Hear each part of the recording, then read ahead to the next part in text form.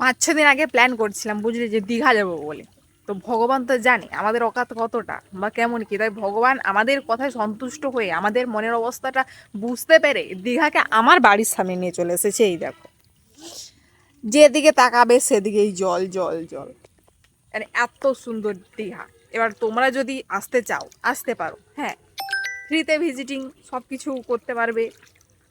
এবার পার্থক্যটা শুধু একটাই, ওই দীঘাতে একটু বালি টালি পেতে, আর এই দীঘাতে শুধু কাদা পাবে, এর বেশি কিছু না।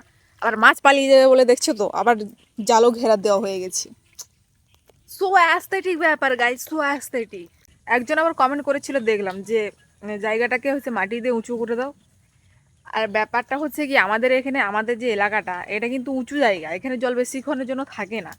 কিন্তু হয়েছে কি, ওইদিকে পুরো ফাঁকা মাঠ তো, আর একটা খাল আছে, ওই খালটা ভেঙে জলটা আসার কারণে জলটা সবসময়ের জন্য চলতে আছে। আর তার মধ্যে তো বৃষ্টির থামার নাম নেই, একদিন না দুদিন মাঝে বৃষ্টি বন্ধ ছিল, জল অটোমেটিক নেমে গেছিলো। কাল সারা রাত এমন বৃষ্টি হয়েছে যে আবার পুকুর ডুবে গেছি।